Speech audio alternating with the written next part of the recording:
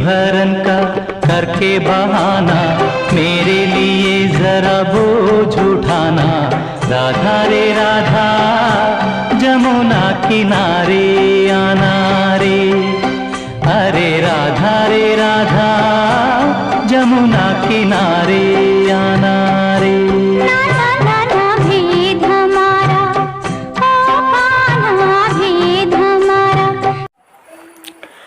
अध्याय 5 भारत महिमा।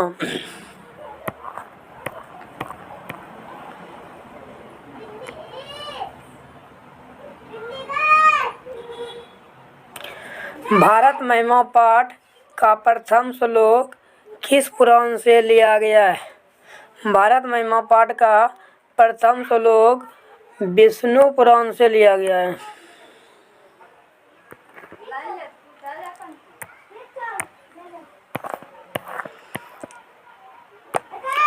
भारत भूमि पर जन्म लेने वालों का किससे तुलना किया जाता है? तो देवताओं से। भारत भूमि पर जो लोग जन्म लेते हैं उसका तुलना देवताओं से किया जाता है।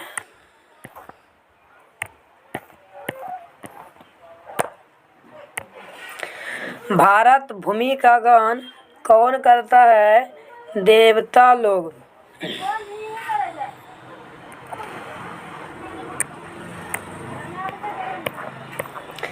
भारत महिमा पाठ के रचनाकार कौन है? भारत महिमा पाठ के रचनाकार कौन है? वेद व्यास।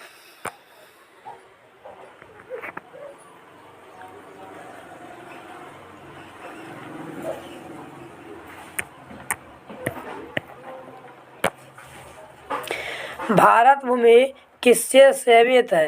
भारत की भूमि किससे सेवित है? सागर, पर्वत तथा निर्झर से।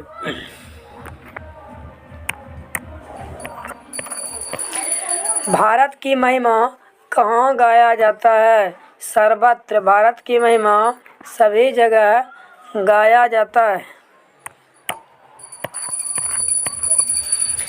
भारत के उत्तर में पहाड़ी के तरह कौन विराजमान है? हिमालय पर्वत। भारत के उत्तर में पहाड़ी के समान कौन विराजमान है? हिमालय पर्वत।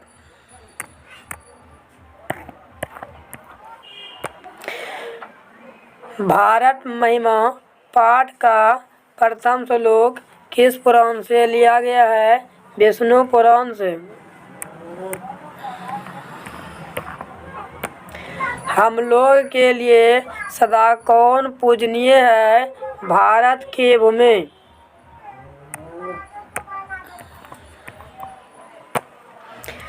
देवतागण क्या गाते हैं?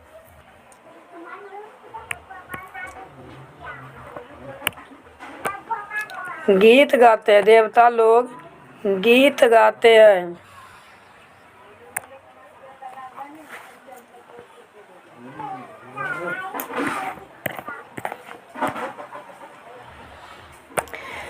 भारत में जन्म लेने वाला किसकी सेवा करते हैं? हरि की।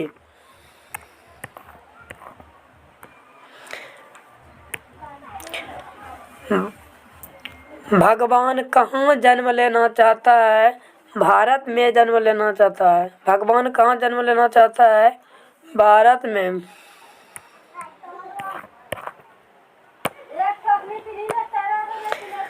किसके गीत देवता भी गाते हैं? भारत वर्ष के गीत देवता भी गाते हैं।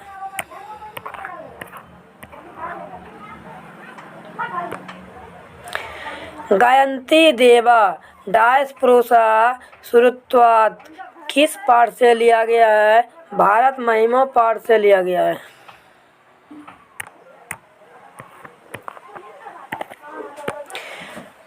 मोक्ष प्रदान करने वाले भूमि कौन है? भारत।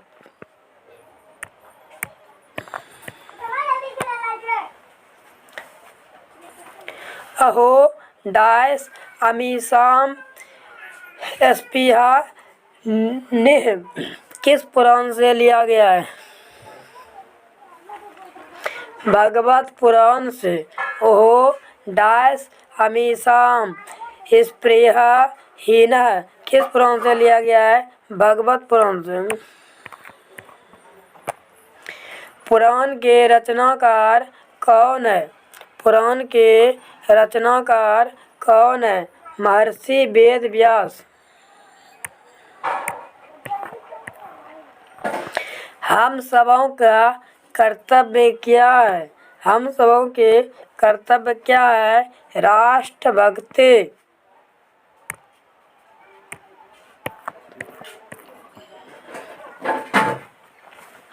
आधुनिक गीत के रचनाकार कौन है? आधुनिक गीत के रचनाकार कौन है? इसका आंसर होगा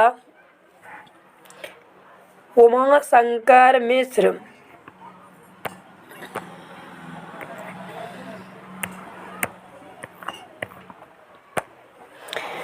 यहाँ के लोग किस भाव से रहते हैं? यहाँ के लोग किस भाव से रहते हैं? एकता की भाव से।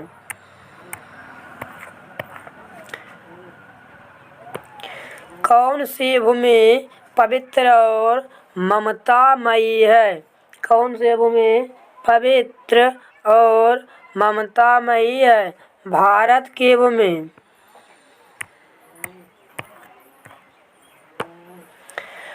कौन सी भूमि पवित्र और ममतामयी है? फर्जी क्वेश्चन। भारत की भूमि। अयम निर्मला डायस बहंतो बसंते किस पाठ से लिया गया है? भारत महिमा पाठ से।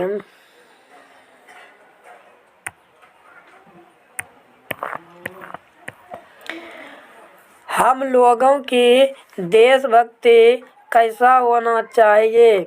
हम लोगों की देशभक्ति कैसा होना चाहिए? आदर्श होना चाहिए।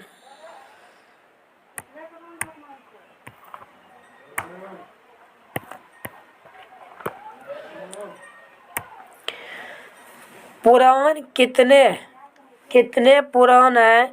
पुराण की संख्या 18। वेद 4, वेदांग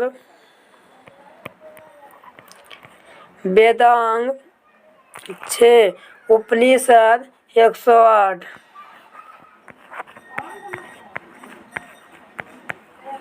उपनिषद 108।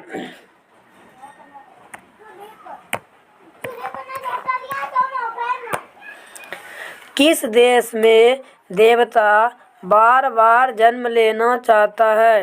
भारत देश में।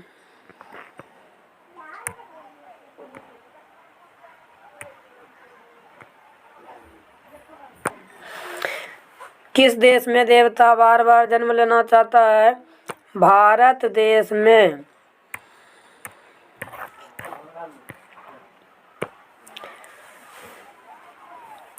स्वर्ग पवर्ग अस्मादर्ग भूते किस देश को कहा जाता है? स्वर्ग पवर्ग अस्मदार्ग भूते किस देश को कहा जाता है? तो भारत वर्ष को।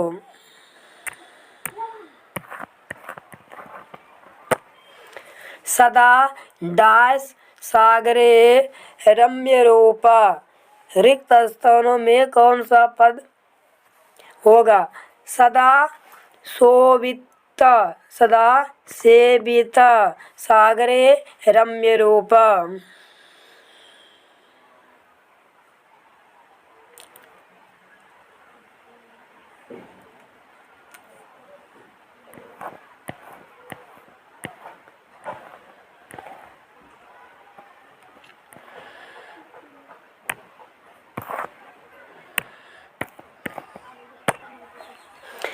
किसकी महिमा सर्वत्र गाया जाता है? भारत की महिमा सर्वत्र गाया जाता है। भारत की शोभा से कौन प्रसन्न होते हैं? देवता लोग।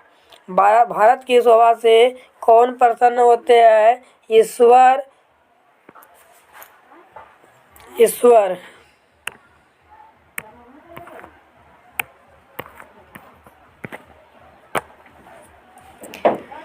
गायन्ति देवा डायस पुरुषा सुरत्वात्। यह किस पुराण से उद्धृत है? विष्णु पुराण से।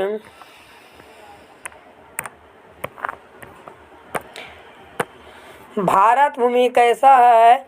विशाल, निर्मल, वात्सल्य। विशाल, निर्मल, वात्सल्य तीनों सभी।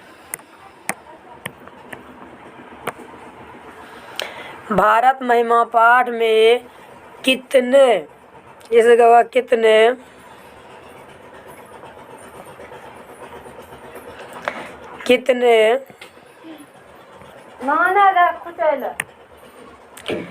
पद है? भारत महिमा पाठ में कितने पद है?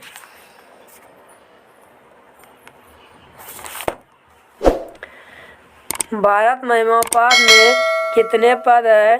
5 पद। भारत महिमा पाठ में किस देश की महिमा का वर्णन है? भारत की महिमा का वर्णन है। ये अध्याय 5 का सारे ऑब्जेक्टिव प्रश्न खत्म हुआ।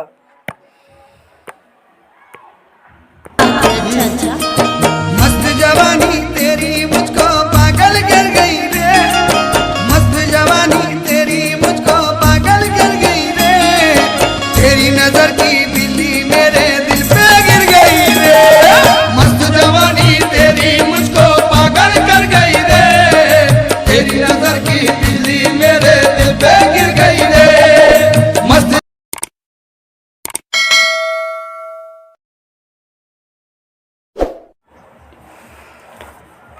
अध्याय 6 संस्कार।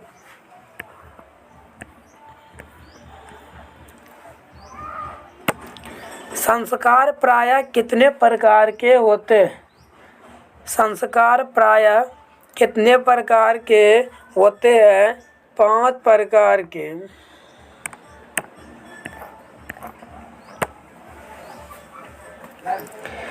केशांत संस्कार किसके अंतर्गत आता है? केशांत संस्कार किसके अंतर्गत आता है? शिक्षा काल के अंतर्गत आता है। चूड़ा कर्म संस्कार किसके अंतर्गत आता है? शैशव संस्कार के अंतर्गत।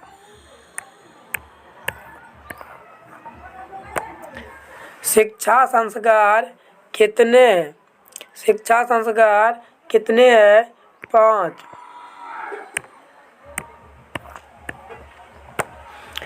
मंडप का निर्माण किस संस्कार में होता है? विवाह संस्कार में। कन्यादान किस संस्कार में होता है? विवाह संस्कार में।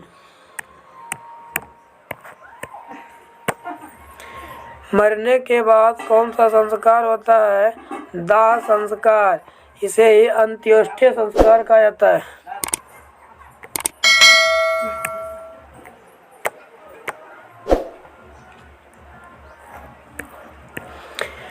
जन्म से पूर्व कितने संस्कार होते हैं?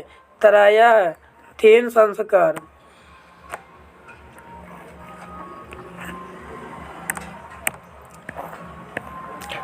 नामकरण किस संस्कार के अंतर्गत आता है? बचपन संस्कार के अंतर्गत।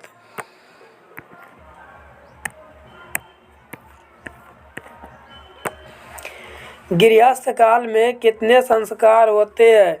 1 संस्कार। विवाह संस्कार।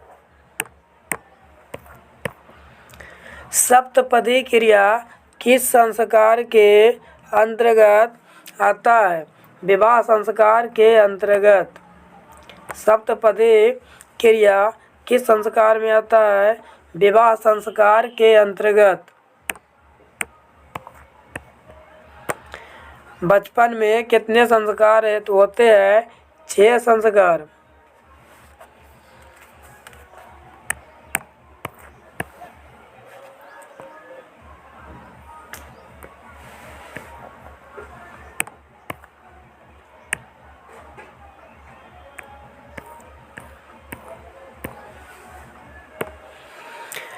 गर्भधारण किस संस्कार के अंतर्गत आता है? जन्म से पूर्व का संस्कार।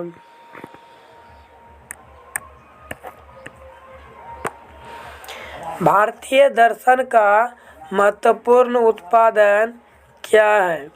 भारतीय दर्शन का महत्वपूर्ण उपादान क्या है? संस्कार। भारतीय दर्शन का महत्वपूर्ण स्रोत क्या है? भारतीय दर्शन का महत्वपूर्ण स्रोत क्या है? संस्कार।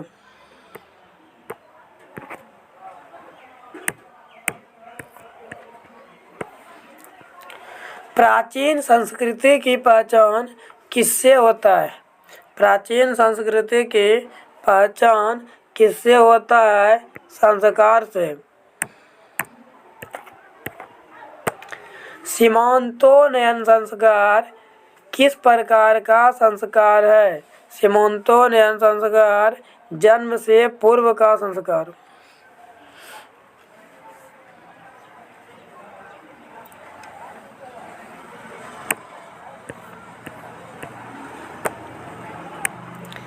प्राचीन काल में शिष्यों को क्या कहा जाता था? ब्रह्मचारी। प्राचीन काल में शिष्यों को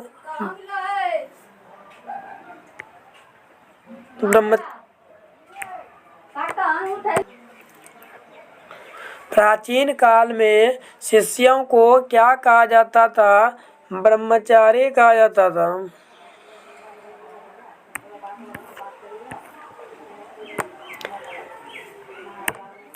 गुरु शिष्य को कहाँ ले जाते थे? गुरु शिष्य को अपने घर ले जाते थे।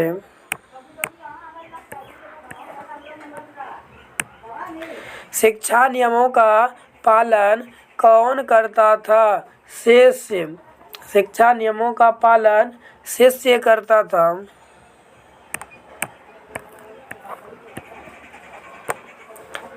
गुरु शिष्य को क्या देकर भेजते थे? उपदेश देकर। गुरु शिष्यों को क्या देकर भेजते थे? उपदेश देकर भेजते थे।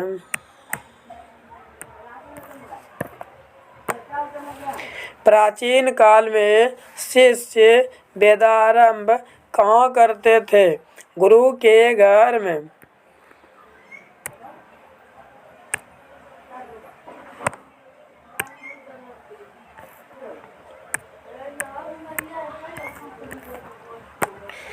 भारतीय संस्कृति की परिचय किसमें दिखाई पड़ता है? भारतीय संस्कृति की परिचय किसमें दिखाई पड़ता है? संस्कार में।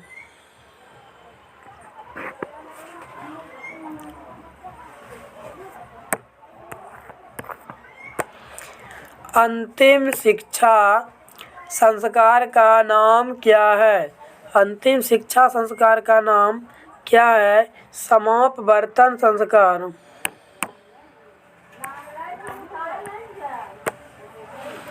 पानी ग्रहण किस संस्कार के अंतर्गत आता है? विवाह संस्कार के अंतर्गत। विवाह संस्कार के अंतर्गत क्या नहीं आता है? गोदान। गोदान विवाह संस्कार के अंतर्गत नहीं आता है, ये शिक्षा संस्कार के अंतर्गत आता है।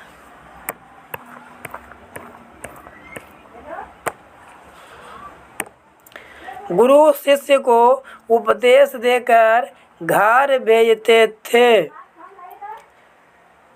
शिक्षा के अंत में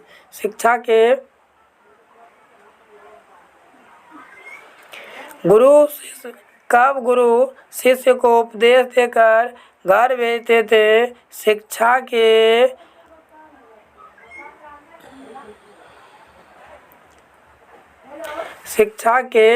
अंत में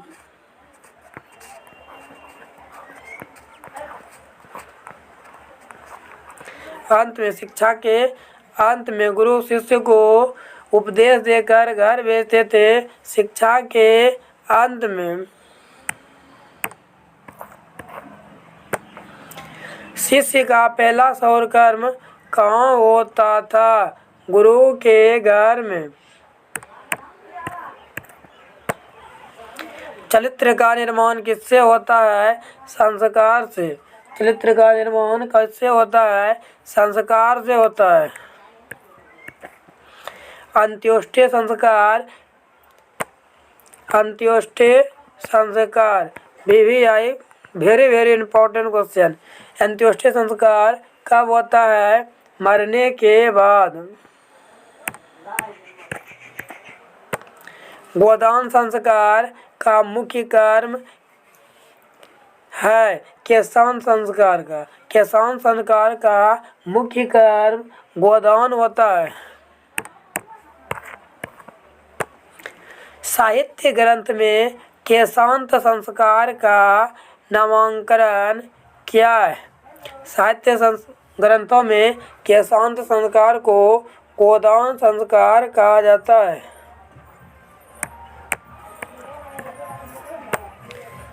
बगदान किस संस्कार में होता है?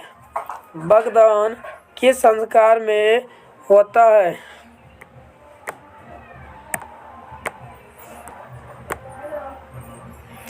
होता है विवाह संस्कार में। बगदान किस संस्कार में होता है? विवाह संस्कार में। पुष्पन संस्कार कब होता है? जन्म से पहले। पुष्पन संस्कार कब होता है? जन्म से पहले। भारतीय संस्कृति में कितने संस्कार है? 16 संस्कार। भारतीय संस्कृति में कुल 16 संस्कार आते हैं। पहला जन्म से पूर्व, इसके बाद बचपन अवस्था में संस्कार 6, इसके बाद शिक्षा के काल में 5 संस्कार, युवावस्था में विवाह संस्कार तथा मरने के बाद 1 संस्कार होता है जिसे अंत्योष्ठ्य संस्कार कहते हैं।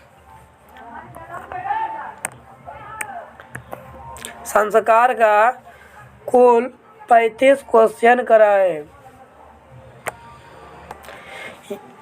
यदि एग्जाम में इस चैप्टर से कोई भी क्वेश्चन पूछे तो एक भी क्वेश्चन नहीं छूटेगा। अध्याय 7 नीति श्लोक। नीति श्लोक विदुर द्वारा लिखा गया है। नीति श्लोक विदुर द्वारा लिखा गया है।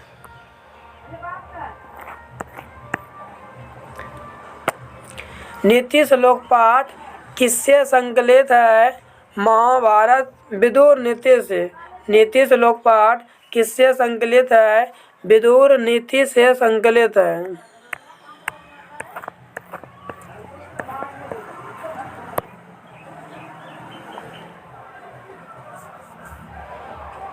नीति श्लोक पाठ किस ग्रंथ से लिया गया है? महाभारत से। नीति श्लोक पाठ किस ग्रंथ से लिया गया है? महाभारत से लिया गया है। नीति श्लोक पाठ के रचनाकार कौन है? मंत्री विदुर। नीति श्लोक पाठ के रचनाकार कौन है? मंत्री विदुर। नीति श्लोक पाठ में कितने श्लोक है? 10 श्लोक है। नीति श्लोक पाठ में कुल कितने श्लोक है? 10 श्लोक। विदुर किसके प्रश्नों का उत्तर देता है? विदुर किसके प्रश्नों का उत्तर देता है धृतराष्ट्र के प्रश्नों का। विदुर कौन था? मंत्री। विदुर मंत्री था। विदुर नीति के रचनाकार कौन है? विदुर नीति के रचनाकार कौन है? विदुर।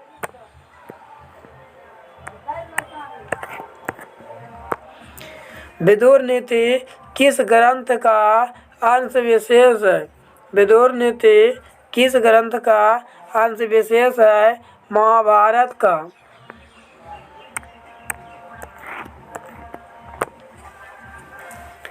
विनय किसको मारता है? विनय किसको मारता है? अकृति को। अपकृति को। विनय किसको मारता है? अपकृति को।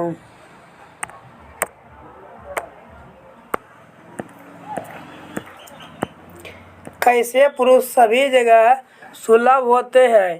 प्रियवादी पुरुष। कैसे पुरुष सभी जगह सुलभ होते हैं? प्रियवादी पुरुष। बिना बुलाए कौन आता है? मूर्ख।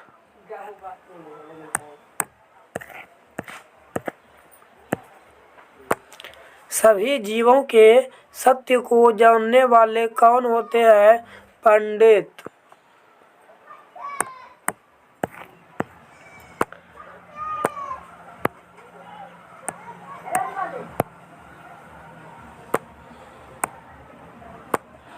बिना पूछे बोलने वाला कौन होता है? मूर्ख। बिना पूछे बोलने वाले को मूर्ख कहा जाता है। काम, क्रोध और लोभ किसके द्वार है? नरक के द्वार है। काम, क्रोध और लोभ किसके द्वार है? नरक के द्वार है। धर्म की रक्षा किससे होता है? सत्य से। धर्म की रक्षा किससे होता है? सत्य से। नरक के कितने द्वार है? 3 द्वार। काम, क्रोध और लोभ। विनय किसको मारता है? विनय किसको मारता है? अक्षय को।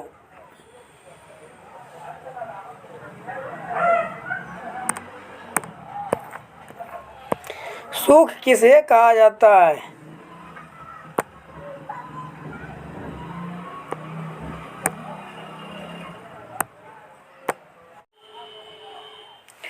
विनय किसको मारता है? अक्षय को।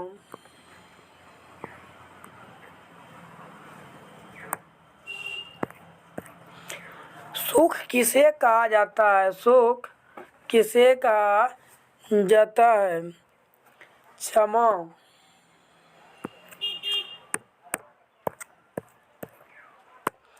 कुल की रक्षा किससे होता है? चरित्र से। कौन सबसे श्रेष्ठ है? कौन सबसे श्रेष्ठ है? धर्म।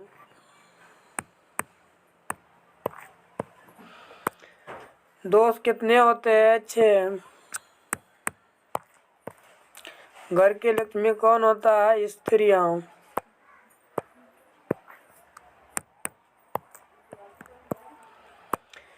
पराक्रम से किसका नाश होता है? अनर्थ का। सुंदर आचरण से किसका नाश होता है? सुंदर आचरण से किसका नाश होता है? कुलक्षण का।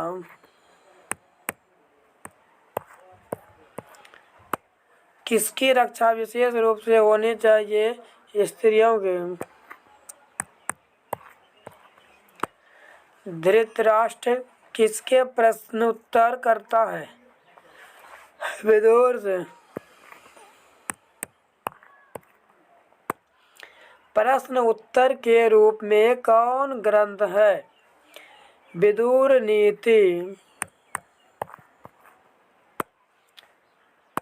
उत्तम शांति क्या है? उत्तम शांति क्या है? क्षमा उत्तम शांति है। नराधम किस पर विश्वास करता है? वो विश्वासियों पर। विद्या से किसकी रक्षा होता है? विद्या की रक्षा किससे होता है? योग से अर्थात अभ्यास से। अभ्यास से विद्या की रक्षा होता है। सभी प्राणियों को जानने वाला कौन होता है? पंडित।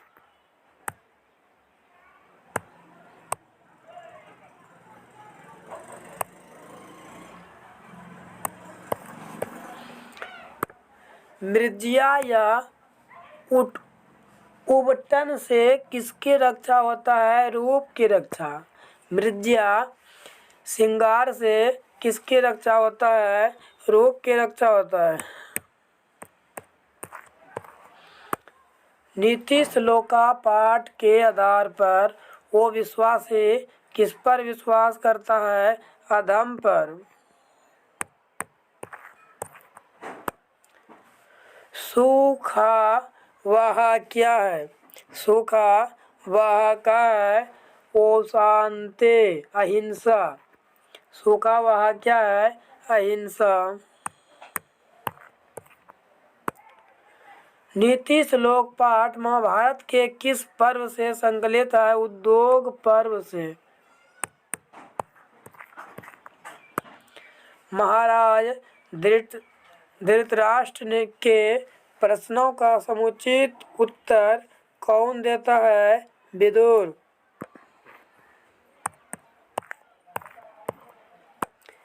अपृष्टो बहुभास्ते किस पाठ की उक्ति है? नीति श्लोक की। परम तृप्ति देने वाला कौन होता है? विद्या।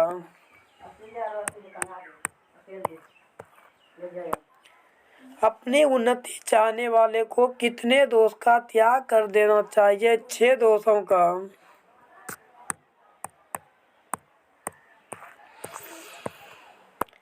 रूप की रक्षा किससे होता है? मृज्या से अर्थात श्रृंगार से। श्रृंगार से रूप की रक्षा होता है।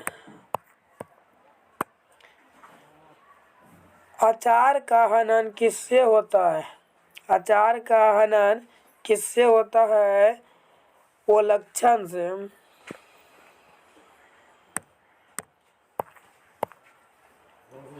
नीति श्लोक पाठ का 42 को ऑब्जेक्टिव प्रश्न कराए।